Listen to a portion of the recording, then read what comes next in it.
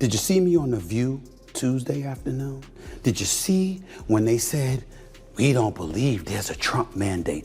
I said, oh, really? Did you see the former press secretary for the White House come on? I think Stephen A. is wrong. I don't believe what he said is correct. Donald Trump has the lowest approval ratings in the first month or so, or the 2 months of a presidency in American history. Oh, really? But didn't he win all the swing states? Didn't his popularity elevate within 89% of the counties in the United States of America? It's finally here. Maher has taken direct aim at Gavin Newsom for wrecking California. And it's genuinely shocking. For years, Maher played fanboy to the California governor, even while delivering a run of blistering tirades about the state itself. This time, however, he didn't hold back. Maher argued that Newsom's overregulation and crushing taxes are drowning California. The critique was sharp, biting, and downright hilarious.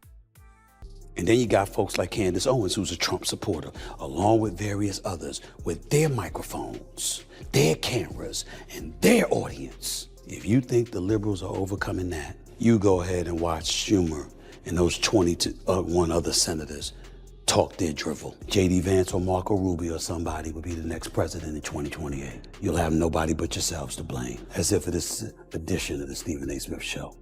I ain't got time to talk about this anymore. Maher zeroes in on the California government's obsession with inventing new agencies, offices, and task forces that accomplish almost nothing. Instead of tackling real issues, the state piles on layer after layer of bureaucracy, bringing progress to a standstill. Anyone who actually lives in California knows how ridiculous it has become. Even a basic task, like repairing a garage door, can spiral into a bureaucratic ordeal. Residents are often forced to obtain 2 or 3 separate permits, each requiring paperwork, fees, inspections, and endless delays. What should be finished in a single afternoon can drag on for weeks or even months. That is the frustration Maher is venting about. His argument goes beyond mere inconvenience and points to a system that feels engineered to obstruct everyday people, while government offices multiply without limit. The irony, as Maher emphasizes, is that the more agencies California creates, the less efficient it becomes, trapping residents in red tape instead of letting them get things done. Why the hell would 22 Democratic senators be literally echoing the same thing and think that would resonate with the American people? All it shows is that the same fabric of our democracy is unchanging in the eyes of some of these officials, and as a result, the constituency they represent, which is why Donald Trump is in office. What, do I have to come up to Capitol Hill and give you lessons? Seriously, you don't get it? All you did, Elizabeth Warren, Cory Booker, Chuck Schumer, let's all get together. Let's put this in a prompter, and all together, albeit in separate rooms, we'll grab a microphone and say the same damn thing. And that's what's going to resonate with the American people. And then you wonder why you're no longer in power. So, consider the insane labyrinth of permits required just to build a home in San Francisco. What should be a straightforward construction process quickly turns into a bureaucratic endurance test. Before a single brick is laid, builders must navigate layers of approvals, environmental reviews, neighborhood hearings, design boards, and compliance checks. Each permit comes with its own fees, delays, and consultants, all piling up at breakneck speed. By the time the entire permitting process is cleared, nearly 80% of the total building budget may already be gone, and that's before construction even begins. Maher points to this as a central reason housing in San Francisco is outrageously expensive. It isn't simply supply and demand. It's a system that makes building so costly and time-consuming that only the wealthy can afford to participate. The end result is fewer homes, higher prices, and a city that is increasingly out of reach for ordinary people. Chuck Schumer and the typical politicians, oh, inflation is high. Oh, look at them pointing the fingers at the migrants. Oh, look at them blaming immigration. They don't care about you. Oh, by the way, look, they don't care about you. Well, why would you bother people from the LGBTQ community? Why would you bother folks with transgender and all this? Why would you do that?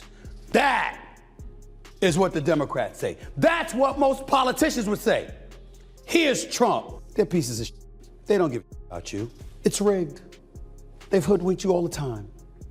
They think you're a freaking joke. They give you the middle finger anytime they want to. Here's Trump. F them. They ain't worth shit. It took an astonishing 18 years to approve a single project designed to deliver wind power to California from Wyoming. Let that sink in. In an era when politicians constantly preach urgency about climate change, a clean energy project sat trapped in regulatory purgatory for nearly 2 decades. Those 18 years were consumed by environmental reviews, hearings, revisions, lawsuits, and endless bureaucratic box checking before anyone could even break ground. By the time approval finally arrived, technology had advanced, costs had ballooned, and the political moment had long since passed. This is the exact contradiction critics like Mar point to. Leaders who talk nonstop about green energy while overseeing a system that makes building it painfully slow and nearly impossible. Instead of accelerating solutions, the regulatory maze suffocates them. If it takes 18 years to approve wind power, it's fair to ask whether the system is designed to solve problems at all, or simply to stall them indefinitely. And do you know what his followers say? Yeah! That's how we want you talking to those politicians who've been stealing our money all of these years. It's not what he says. It's how he says it. He does it with vitriol and venom to show a disrespect to politicians who the public have no respect for because they feel they've been hoodwinked by those same politicians. He's using it to separate himself from the cesspool that is Capitol Hill. And how does Capitol Hill respond? By showing them they're still Capitol Hill. Mark continues his takedown of Newsom by highlighting the infamous public toilet fiasco that unfolded in San Francisco during Newsom's tenure. What was supposed to be a simple, practical response to the city's worsening sanitation crisis turned into a textbook example of bureaucratic failure. Nearly $1 million was burned on consulting fees, planning costs, and administrative expenses alone. Architects were hired, committees were formed, and endless reviews dragged on. After all that spending, Mar poses the most brutal question: was the toilet ever built? The answer is no. There isn't a single usable facility to show for it. Mar uses this episode to illustrate how progressive governance often incinerates money on process instead of results. It isn't just wasteful, he argues, it's humiliating. A city can spend a fortune debating a toilet and still fail to deliver one. Donald Trump has the lowest approval rating in the first month or so, or the 2 months of a presidency in American history. Oh, really? But didn't he win all the swing states? Didn't his popularity elevate within 89% of the counties in the United States of America? Didn't his popularity elevate within the Black community, the Hispanic community, and the young voters? Bureaucracy exists in every state, whether red or blue. But blue states like California seem to push it to an extreme. Take California's treatment of the oil industry, for example. The state has repeatedly piled on new regulations, taxes, and oversight rules, making operations enormously expensive and unpredictable. Governor Newsom has even floated the idea of a windfall profits tax on oil companies, aimed at redistributing record earnings back to Californians, on top of already steep compliance costs and fees. Federal data shows that California drivers already pay some of the highest gasoline prices in the country, partly due to strict environmental programs and taxes that can add nearly $1 per gallon. Major refiners such as Phillips 66 and Valero have announced shutdowns or explored selling their California refineries, citing the crushing regulatory burden. These examples show how red tape and high taxes on oil can drive away investment and shrink domestic energy production within the state. Didn't he win the popular vote for the first time in 20 years as a Republican nominee? Didn't he also win the Electoral College vote? Isn't he in control of the White House? Don't the Republicans have the House and the Senate? All of that happened, but there's no Trump mandate. You see the bull? Is it bull? Or is it just that the Democrats are so damn lost that they're actually going to convince themselves they can do the same old and still regain power, both in the midterms and in the 2028 election? Maher unloads on Newsom and his fellow blue state governors with one of his sharpest metaphors yet, likening them to Gulliver bound by tiny Lilliputians. On their own, each regulation, agency, or rule appears small, harmless, and even well-intentioned. Together, they become suffocating. Maher's argument is that these governors aren't crippled by a single massive policy disaster, but by thousands of minor ones piling up year after year. Every new board, commission, permit, and compliance rule adds another rope, another knot, another delay.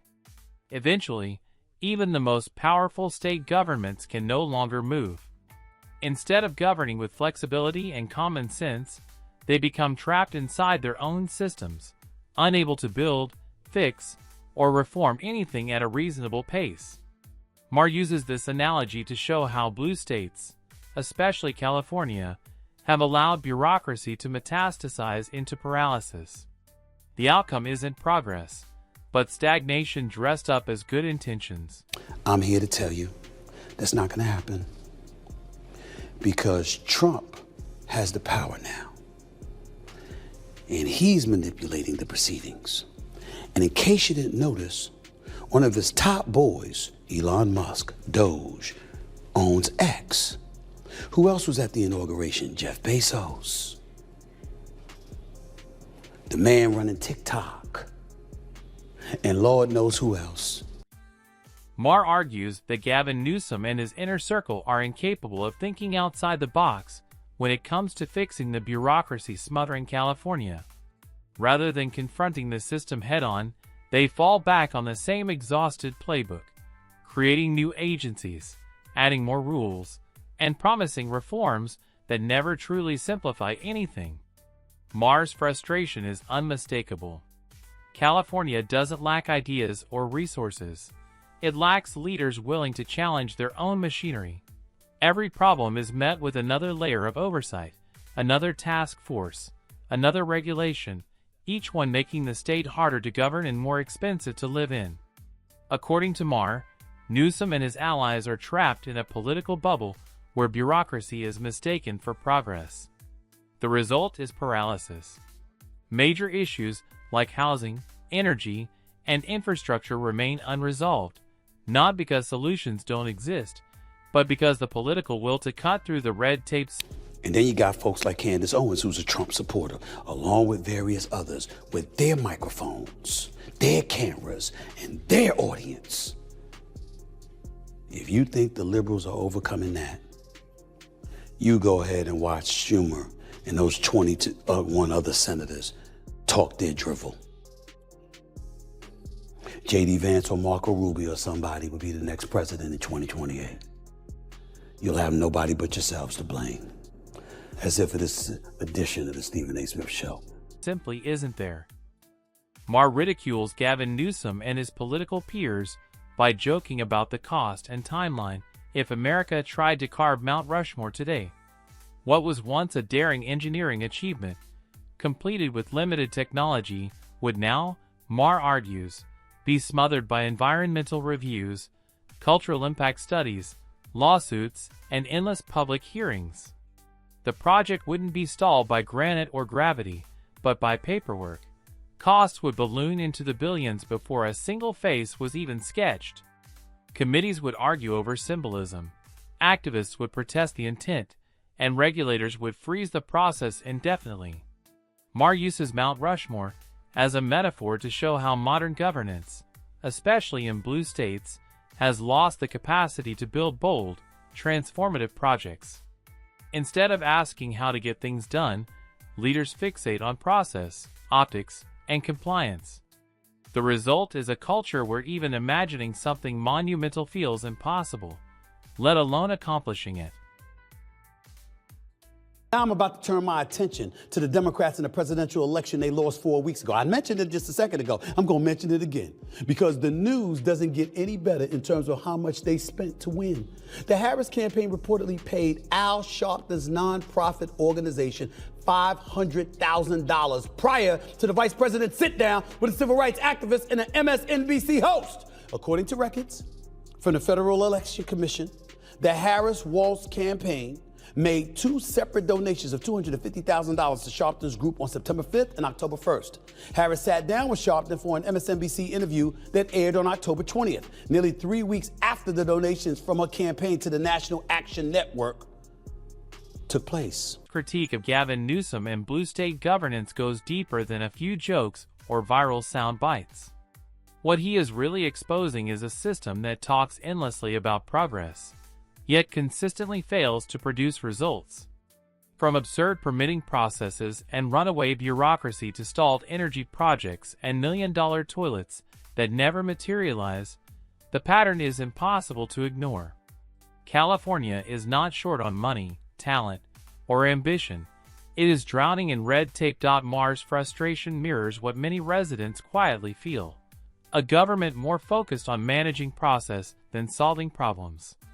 His Mount Rushmore analogy drives the point home. Today's leadership would debate, delay, and overregulate bold ideas into oblivion. Whether Newsom admits it or not, the message is clear. If leaders cannot simplify, streamline, and think beyond their own bureaucratic instincts, California's decline will not be a mystery. It will be a self-inflicted wound. And that brings us to the end of today's video. If you enjoyed it, hit the like button and subscribe to this channel for more content.